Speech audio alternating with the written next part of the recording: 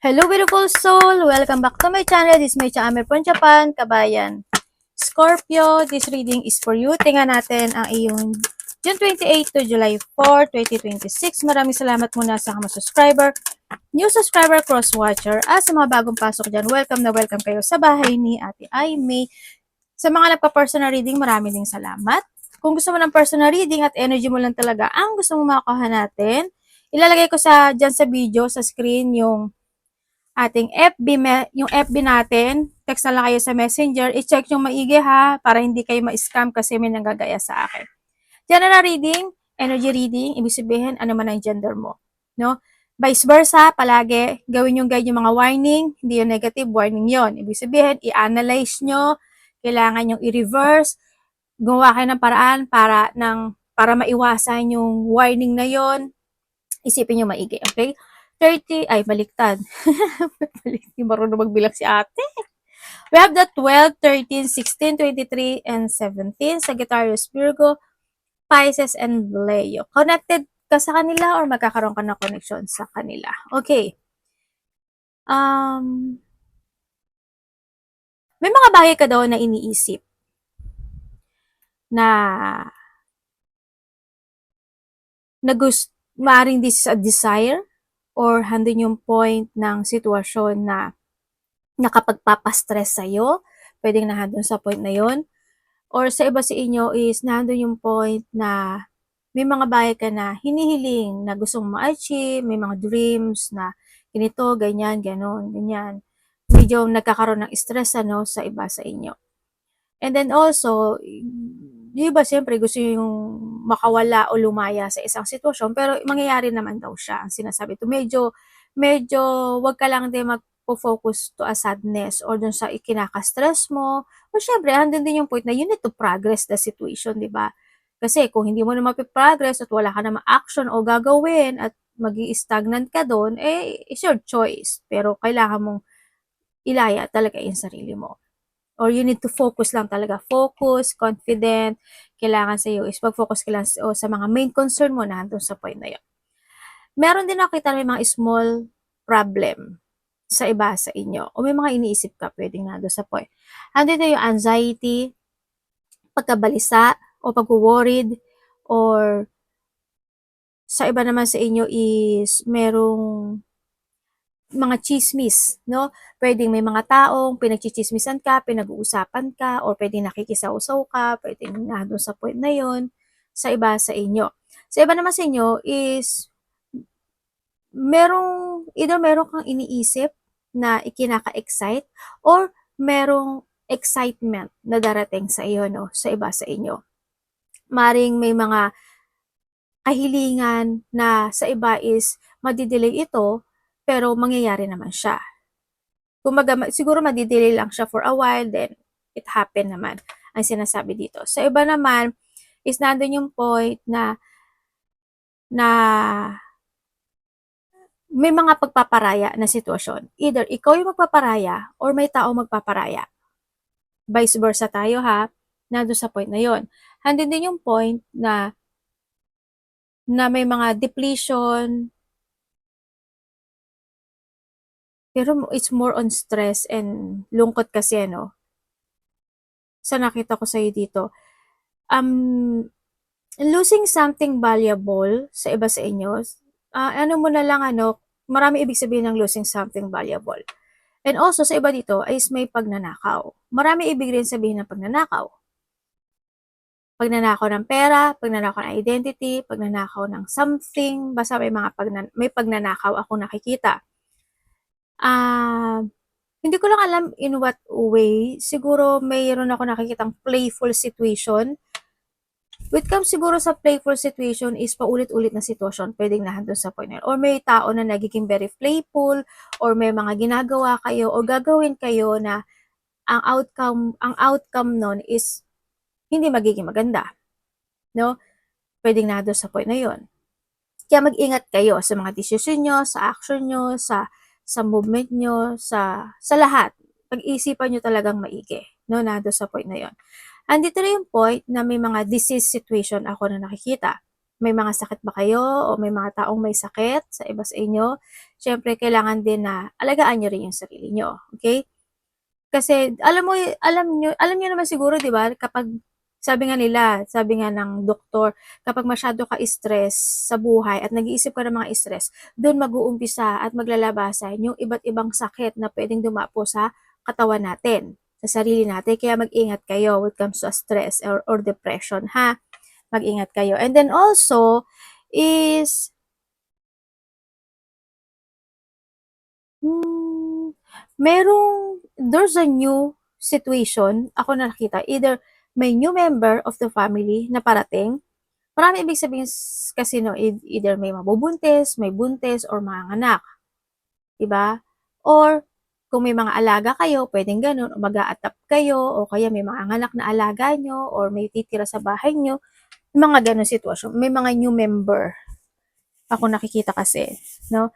Or may mga makikilala ka na bagong tao, pwedeng nandun sa iba, sa inyo. Yung beginning transformation, ako nakikita, change of movement is needed sa iba, or sa iba naman dito is kinakailangan mo yon. Meron kayong ano eh, parang meron kayo ita-transform, hindi ko alam, or may gagawin kayo. Yun, ako nakikita. Sa iba ha, kasi may movement eh. Hindi ko alam kung ano yung movement na yun, may uumpisahan ka na ba, may gusto ka ba umpisahan, o dapat mo na bang umpisahan, dapat mo na bang gawin, mga ganong sitwasyon. Ako nakikita. Magkakaroon ka ng communication sa isang taong mas bata sa'yo, or ikaw ito sa kanya. Pwede rin na may tao na mas bata sa'yo na may hihilingin sa sa'yo, o ikaw may hihilingin ka sa kanya. Vice versahin natin ha, vice versa. Or pwedeng, alam mo, may hihilingin ka sa'yo, or ikaw may hihilingin ka sa kanya, vice versa. May ganun ako nakikita. Energy ni Scorpio.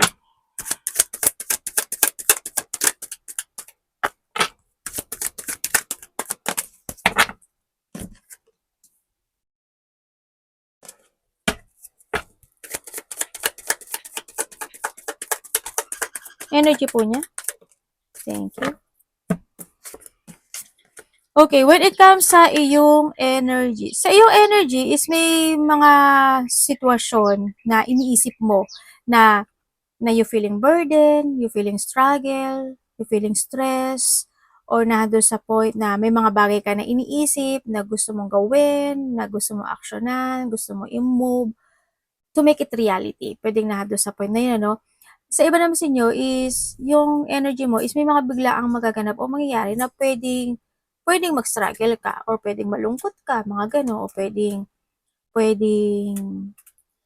may mga pain. Kumbaga may mga pain ako na nakikita. Maraming ibig sabihin ng pain, 'di ba? Masakit likod mo, masakit kaso-kasuan mo, buto-buto mo, kalamnan mo, may sakit ka, o kaya is may mga pain ka, na may makakausap ka, 'di ba? Na makakaramdam ka ng painful sa kanya, o kaya may mga gagawin ka o sitwasyon na makakaramdam ka ng painful, yung mga ganung sitwasyon. Ako na nakikita sa iyo. No, dito sa iyo. And then also, yung iba naman sa inyo is mayroon daw kayong hinihintay o may paghihintay na sitwasyon, no? You want to heal sa isang sitwasyon mo o sa sitwasyon mo, no, sa iba dito.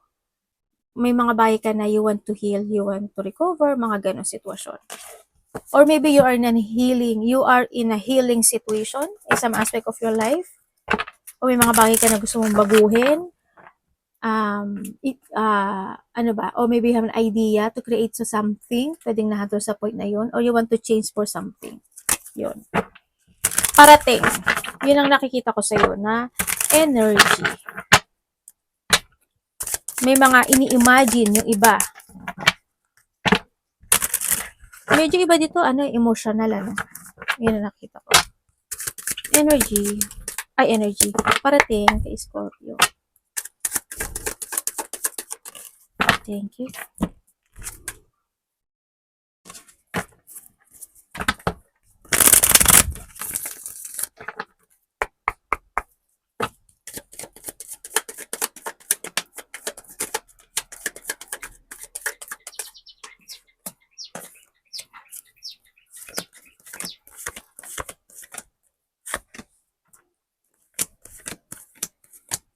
Okay, pagdating sa parating sa iyo. Sa parating sa iyo, merong sitwasyon na hindi mo inaasahan na magaganap o mangyayari. Na ikasisiya mo, parang there's a reward or success or handin yung satisfaction ng iba, no? Pwedeng itong sitwasyon na to is hinihiling mo talaga o inaasam mo talaga. Yan, darating siya. Yun ang nakikita ko dito. And then also is, ang parating sa iyo is, wait, may tao daw na makikipag-communicate sa'yo. May distance siya eh. Hindi ko alam kung ang distance nito is edad or pwedeng distance nito is nasa ibang bansa, nasa probinsya, o nasa kalapit baryo. Siya ito sa'yo or ikaw ito sa kanya. Vice versa ha. Yun ang nakikita ko dito. Babae. Babae siya. And then also, syempre, hindi naman, wala rin naman kasi tayong gender. Baka sa iba sa inyo is lalaki to. O kung lalaki ka, baka ikaw yung kukonek dun sa babae, di ba? Mga ganong sitwasyon. O kung babae siya, kukonek siya sa'yo. Kung lalaki ka, yung mga ganon. And then also, parating sa iyo is, nagkakaroon o magkakaroon ka ng mga pagsisiyasat, paghahanap ng katotohanan, may mga bagay na nagkakaroon ng urong sulong, may mga bagay na parang you want to retire for something, hindi ko alam in what way, sa pakikipag-usap ba yan, sa relasyon ba yan, sa trabaho mo ba yan, pwedeng na doon sa point na yun, no? Nagkakaroon ng pag-isolate, baka medyo emotional ka talaga yung iba sa inyo, no? Siguro sometimes you want to be alone, o kaya may mga bagay lang talaga na masyadong malalim yung pag-iisip mo this time. Mag-ingat ka rin sa sarili mo kasi may mga pananakit ako na nakikita sa iyo. Hindi naman ako doctor or nurse, pero you need to be very careful lang din sa sarili mo. Bandang tiyan. Hindi ko alam kung may sakit ka ba sa bandang tiyan, sa bandang gitna ng katawan na doon sa point na yon. Sinisikmura ka ba? May sakit ka ba sa bladder?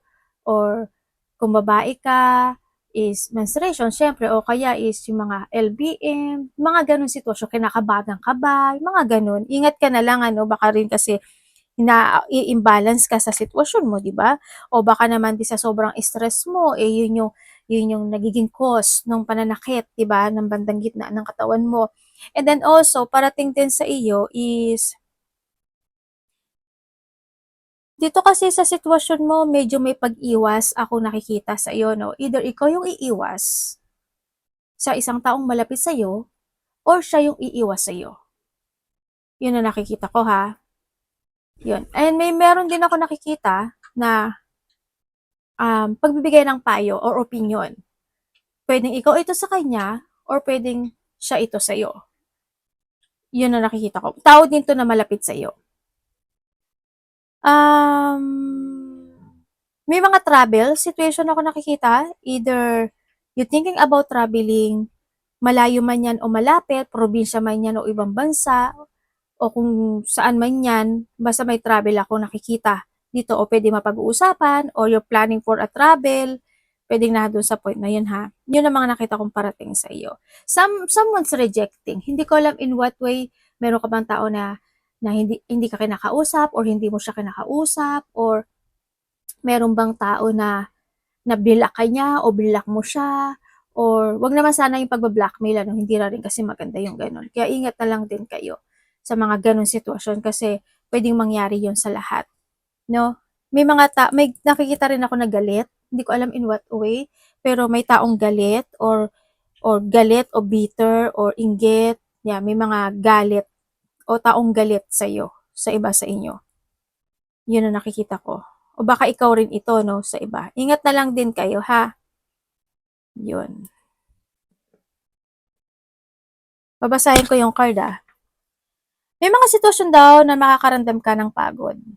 You try to make it balance any situation into your life. Pinipilit mo maging okay ang lahat. Pinahabaan mo yung pasensya mo. Pero na doon kasi yung point na may mga bagay ka na hinihiling mo sa sarili mo. Na gusto mo na matapos, gusto mong ganito, gusto mong ganyan, gusto mong ganon. Sa iba sa inyo, isang din yung pagiging independent situation no? Yun. May mga bagay ka na you want something clarity, gusto mo na, iba sa inyo, gusto mo na magkaroon ng desisyon, o gusto mo magdesisyon, o may mga bagay ka na gusto mo aksyonan o gusto mong itama, no? May mga ganun akong nakikita sa iba sa inyo. Masyado kang nag-iisip o malalim yung pag-iisip mo. You thinking about stability in some aspect of your life, pwedeng sa sarili mo, pwedeng sa isang tao, o kanino man yan, o sa trabaho mo. Pero nagsa-struggle o may mga challenge na dumarating o darating dito sa iyo. Yun ang sabi. Binasa ko lang naman yung card. Okay. Dapat iwasan ni Scorpio. Ano pong dapat niya iwasan?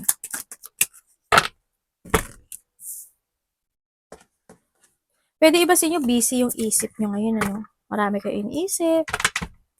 Hinay-hinay lang kayo, ha? Pero darating ang pagbabago. Something need to heal dito sa sitwasyon mo. No? Dapat iwasan.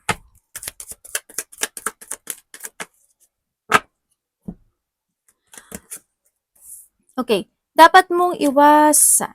Siyempre, iwasan mo yung malakop idea ka, malakop plano ka, ganyan. Iwasan mo rin yung mga taong masakit magsalita, mga taong bastos, mainsulto. Kung ikaw ito, iwasan mo rin yon, di ba?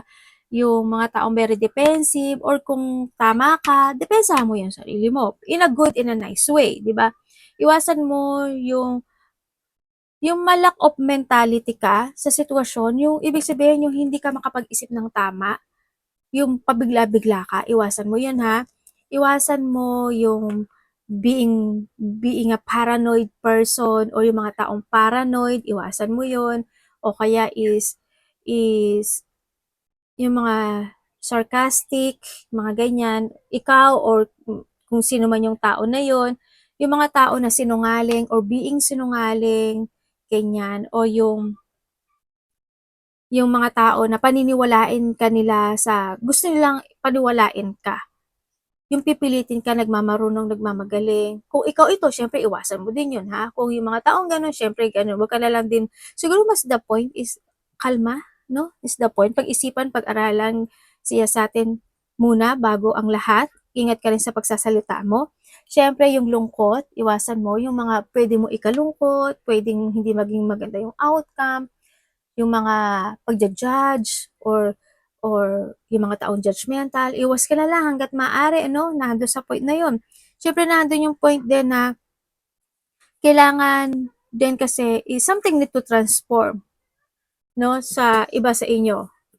Hindi ko alam, siguro alam mo naman kung saan yung mga bagay o sitwasyon na pwedeng i-transform pagdating sa iyo. Sa iba sa inyo, change of decision ito. Sa iba naman sa inyo is kailangan nyo daw gumising o magising sa isang sitwasyon sa buhay mo.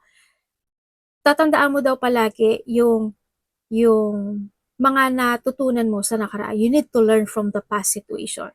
Kailangan mo rin kasi na magkaroon ng self-evaluation in some aspect of your life or magkaroon ka ng mga reflection from the past kung ano mga bagay na dapat i-let go, dapat i-cut, dapat i-change of decision, dapat i-transform, gano'n. Naingatan mo yung sarili mo, no? Yan. Basta let go the past, it's done, it's over, no? Handun yung calling na sinasabi rin sa iyo, no? Yan. Basta wag ka lang mapapanghinaan ng loob, wag ka lang magpapadistract. Always think positive lang ang sinasabi, ha. Then, plan. You need to plan and be creative. Don't go to the flow ang sinasabi dito. And syempre, wag kang lutang, okay? Wag kang lutang. Kung yung mga bagay na need i-recover or i-change talaga is gawin. Always have a faith, no? Be creative. Love, kapatid, anak, magulang, karit. Yung mga away-away, conflict, no? Diyos ko, away. Huwag ka na maging patulero, patulera, no? O huwag ka na makisawsaw sa mga ganyan sitwasyon. Ano, ingat-ingat lang kayo. Love, Scorpio. Pero huwag ka rin gagawa ng away, di ba? O alam mo, maging mahinahon lang kayo. Alam mo, pagka may mga ganyan sitwasyon, nasasayang lang yung energy niyo, di ba? Wasting energy, wasting time, wasting laway, di ba? Okay, when it comes sa love. Tayo dyan. Okay. Okay ka lang ba? Medyo hot, napaka-hot ng sitwasyon. Ingatan lang din kayo sa sa mga sunog, sa mga galit, sa energy. Tandaan nyo palagi, if the emotions is high, intelligence is low. Nakakabobo. Okay? Huwag masyadong mauna ang puso, no? Pag-isipan mo ng maigi. Okay, wait ka, kung kayo is single. Kung kayo is single, maaring may taong kakilala mo na muling kokonek sa'yo or kokonek sa'yo, pero you need to be very careful. Or pwedeng nagkakausap na kayo nito, kilala mo talaga siya, pero ingat ka lang sa kanya. Kasi hindi good yung energy na nakikita ko. And kumbaga nahan doon sa point na you need to see the fact of the situation. Past person man to, nakakausap mo man siya, or matagal mo na siyang kakilala man o nakakausap, mag-ingat ka pa rin. Okay? And then handun din sa point, kung kayo is nagkahiwalay, yes, nagkaroon ng paghihiwalay, nagkaroon ng pag-aaway, magkaroon ng pagtalikod pag-iwan sa ere, nangyari din. Pero ang nakikita ko dito, isa sa inyo is gustong bumalik or may pagbabalik. Kasi isa sa inyo is still stuck in this connection. Sa nakita ko to, handun yung sitwasyon na nagkakaroon ng pag-iisip o iniisip ka nito or iniisip mo siya. Sa nakikita ko dito sa kanya, nagsisiyasat din ang nakikita ko, no? May pagsisiyasat na sitwasyon akong nakikita. Pero kung gusto mong bumalik sa kanya, is your choice. Mag-ingat ka na lang din kasi hindi na to magiging dati pa rin. Kasi may mga gap na yan, tsaka may mga trust issue na rin, di ba? Ingat ka na lang. Kung kayo naman is may third party relationship, oo, nandun din yung point na yun. No? Medyo toxic na rin kasi yung sitwasyon nyo. Pero alam mo naman daw ito. Siguro yung isa rin sa inyo medyo matalak, masalita, palatama, o kaya naman is masakit magsalita. Well, gano'n naman talaga kapag may mga third party, di ba? Yan, nagkakaroon na talaga ng pag-aaway. No, handun yung point. Iba sa inyo, LDR ata kayo. Sa may mga medyo, is your choice. Wag mo lang kakalimutan yung sarili mo kung may third party talaga kayo, no? Choice mo na to. Wag ka magpapakontrol sa connection na to, ha? Kasi, ikaw din yung talo, di ba? Dapat give and take. Yan. Kung kayo naman is walang third party relationship, kung wala kayong third party, meron ako nakikitang argument Meron ako nakikita. Pwedeng yung isa dito sa inyo palatanong, matanong, di ba? Pwedeng nahado sa po na yun. Pero may mga sadness ako nakikita. Either sa part mo o sa part niya, may mga pinagdadaanan na lungkot. May mga hardship o in this connection na may mga hardship na pinagdadaanan o pagdadaanan sa nakikita ko sa iyo dito. Medyo stagnant ata yung isa sa inyo or pwede may mga sitwasyon na problema pinagdadaanan o pagdadaanan ang bawat isa or in this connection. Ganun. Pero mahaba yung pasensya ng isa sa mga walang third party. Yun nga lang masyadong malalim yung pag-iisip ng isa or malalim mag-isip yung isa sa nakikita ko dito. May lungkot hindi ko alam why, pero may lungkot daw kayong pagdadaanan when it comes in this connection. Siguro may malalaman kang katotohanan sa iba sa inyo in this connection na pwede ikalungkot mo o may sasabihin siya o may sasabihin ka sa kanya na pwede ikalungkot. Pwede na doon sa point na yun.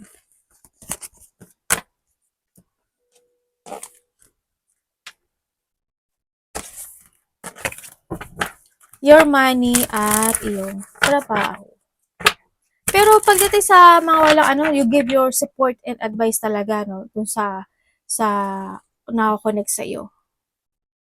Pero basta mahalin niyo yung sarili niyo, ha?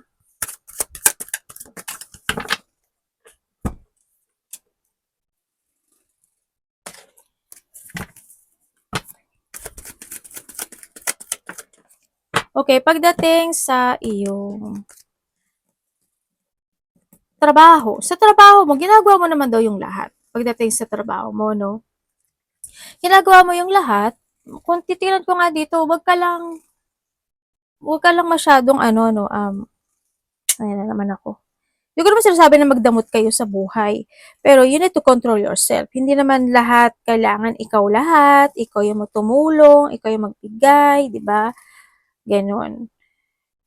Kontrolin nyo rin yung sarili nyo. Tsaka, Kung sa trabaho or sa pera ito, sa sitwasyon mo, mag-ingat ka na lang ano, kasi may mga pangako akong nakikita na hindi matutupad. Yun ang nakikita ko. Sana hindi ikaw ito ha, sana hindi ikaw ito. Kasi may mga ganong sitwasyon ako nakikita sa iyo. Andun din yung point na magkakaroon ng mga pang-aabuso. Either inaabuso ka, abusuhin mo yung sarili mo, o magpapaabuso ka. O may mga taong gagawa noon. May mga controlling, tsaka sa kung sa trabaho, may mga bitter. No? May mga dishonest akong nakikita. Also manipulative, na doon din yung point, o mamamanipulate ka ng sitwasyon, 'di ba? Mag-ingat na lang kayo pagdating sa trabaho or sa kaperahan nyo ha, kasi ikaw naman yung controller ng buhay mo. Hmm. May nakita ko mapang-api. Meron akong tao na nakikita na ano, na parang hindi siya makatao, hindi ko alam kung masama ba siyang tao, medyo nagpa-fire yung situation, gano'n. O baka hungry lang siya, o kaya naman hindi lang talaga niya ma-control yung emotions niya, pwedeng nandun sa point na yun. Basta mag-ingat pa rin kayo sa mga taong ko-connect sa'yo. And you need to save money, no? Sa nakita ko dito sa iyo. Within the 1 day, 1 week, 1 month, doon sa achievement ako nakita, pwedeng by the July or by the after a week, after a day, mga ganyan. Pwedeng first week of July, pwedeng ganun. O kaya in July, ganyan. Merong achievement, may abundance or may fulfillment happen into your life pagdating sa kaperahan. Baka may darating, no? Na ano, na pwede may ipapadala sa universe o kaya may darating, di ba? O kaya mas magiging malago yung trabaho mo, mas magiging maganda yung flow niya, di ba? May mga overtime o kaya night shift ka o kaya naman mas magiging maganda, mas magfo-focus ka na, pwedeng nandun sa point na yon. Yan. Pero sabihin nyo, sa iba sa inyo, gawin nyo daw yung lahat para para mas maging maganda daw yung trabaho or yung kaperahan nyo. Kasi nasa sayo naman lahat na eh. Nasa sayo na lahat as in. You need to be very creative lang talaga at kailangan mo na talagang mag-action. Making things happen, kumbaga. Huwag lang manifest ang manifest, ganyan. Nandun sa point na yun, okay? You need to move, you need to decide, kumbaga. Pero iba sa inyo, either may babae or may babaeng makakatulong sa'yo or may babaeng tutulungan mo, parang nandun sa point na yun, or magkakanoon ka ng connection sa isang babae na magkoconnect yung pera or trabaho. Ganyan. Arigato namaste, God bless.